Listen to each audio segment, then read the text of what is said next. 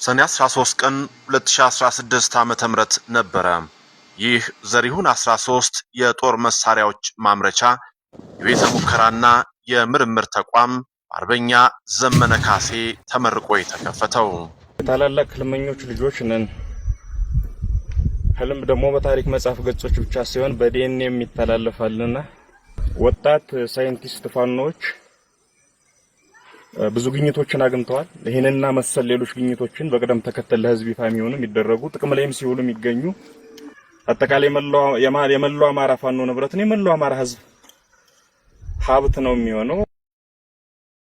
ተቋሙ ተመርቆ ከተከፈተበት ጊዜ ጀምሮ ሌት ተቀን በጦር መሳሪያ ማምረት በምርምርና ሙከራዎች ላይ የሚተጉ የተለያዩ ክህሎት ያሏቸው ባለሙያዎችን አቅፎ በመያዝ ማምረት ሂደቱን ከጊዜ ወደ ጊዜ እያዘመነው መጥቷል።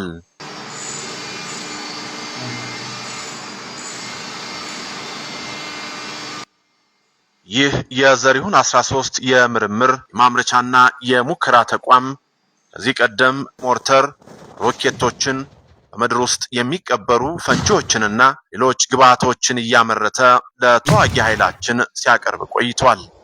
ተቋሙ ዘመኑ የሚጠይቀውን ቴክኖሎጂ በጊዜ ሂደት እያሟላ በመጓዝ ዛሬ ላይ በተለያዩ የዓለም ሀገራት ከፍተኛ የፋይናንስ ወጪ ወጥቶባቸው የሚመረቱ የተለያዩ የጦር መሳሪያዎችንና ግብዓቶቻቸውን ፍጹም በማይገመት አነስተኛ ወጪ እያመረተ ይገኛል።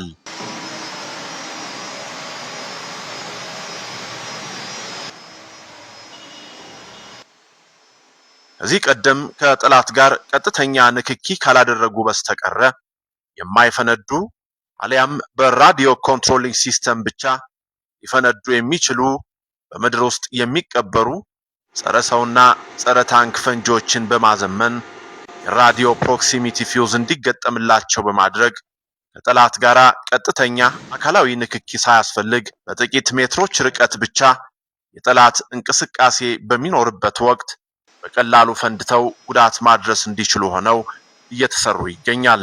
አዲሱ ፕሮክሲሚቲ ፊውዝ ሰፖርት ሊሆነ የተደገፈ ፈንጆች እና የሞርታር የሮኬት ቦምቦች ናቸው እነዚህ እና እነዚህ አዲስ መሳሪያዎች ሬዲዮ ፕሮክሲሚቲ ፊውዝ ተገጥሞላቸዋል። ይሄ የፊት ለፊቱ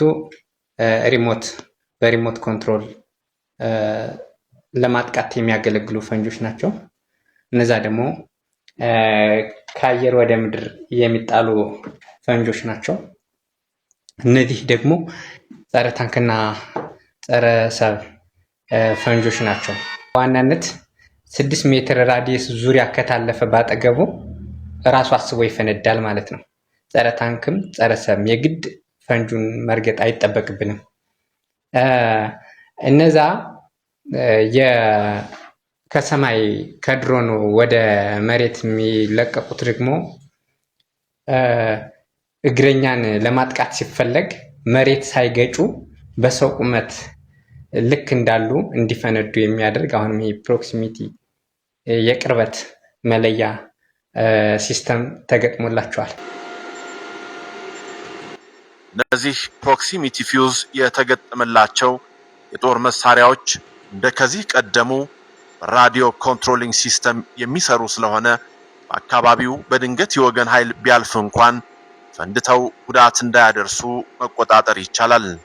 ይሄ ሁለቱም አለው። ይሄኛው ሄልፓዝ 03 ከሪሞት ሆነን ግን የወገን እንቅስቃሴ ካለ በአካባቢው ከርቀት ሆነን እንዳይሰራ ማድረግ መቆለፍ ያለ ጠላት እያለፈ ከሆነ ደግሞ አሎክ አድርገን ጠላት ባጠገቡ ሲያልፍ ራሱ እንዲፈነዳ ማድረግ እንችላለን ማለት ነው። እነዚህ በዘሪሁን 13 ተቋም ውስጥ የሚመረቱና የፕሮክሲሚቲ ፊውዝ የተገጠመላቸው የሞርተር፣ የሮኬት፣ የጸረ ሰውና የጸረ ታንክ ፈንጂዎች የተለያዩ ስያሜዎች እንዳሏቸው ለማወቅ ተችሏል። ሄልፓዝ 02 እና ሄልፓዝ 03 የጸረ ሰውና የጸረ ታንክ ፈንጂዎች በቅደም ተከተል ከነዚህ መካከል ናቸው። በዘንድሮ ዓመት አዲስ ሄልፓዝ የተባለ ፈንጂ ነው የተመረተው። ይህ ፈንጂ ሮኬት ላይ የሚጫል ሞርተር ላይ የሚጫል መሬት ላይ የሚጠመድ ሆኖ እንዲሰራ ነው የተደረገው። መሳሪያውን ዩኒክ የሚያደርገው ምንድነው? እንግዲህ የሬዲዮ ፕሮክሲሚቲ ፊውዝ መጠቀሙ ነው። ይህ ፊውዝ ምንድነው? ሬዲዮ ሲግናልን በመጠቀም ወደ መሳሪያው የሚጠጋ አካልን ሴንስ ማድረግ መለየት የሚችል ነው ሆኖ ዲቨሎፕ የተደረገው ማለት ነው። ይሄኛው ጸረ ታንክ ነው፣ ይሄኛው ጸረ ሰብ ነው። እንግዲህ ይሄኛው 4 ኪሎ ግራም ፈንጂ ነው፣ ይሄኛው ደግሞ 2 ኪሎ ግራም ነው። ይሄን በሮኬት ላይ ስንጭ ነው። ሮኬቱ ሰማይ ላይ ኦብጀክት ካገኘ አውሮፕላን ካገኘ ይፈነዳል ማለት ነው። አሁን ግን ቢስተው በ20 ሜትር ርቀት ውስጥ ከሳተው 20 ሜትር ላይ ኦኬ አጠገቤ ላይ አውሮፕላን አለ ብሎ መፈንዳት ይችላል ማለት ነው። ያን ሲስተም ነው ያደረግንለት። ይህ ተቋም ላለፉት 2 ዓመታት ምቹ ባልሆነ ሁኔታና አጋጣሚ ሁሉ እየተጋፈጠ ዛሬ ላይ እዚህ ደርሷል። እነዚህ መሳሪያዎች ያለምንም እጥረት በጦራችን ውስጥ እየተሰራጩ አገልግሎት ይሰጣሉ። ቀጣይ ፊቱ ላይ ያሉ የጦርነት ጊዜዎችን በአጭር የሚቋጩ ትግሉን የሚያፋጥኑ ስራዎችን እንሰራለን። አመሰግናለሁ።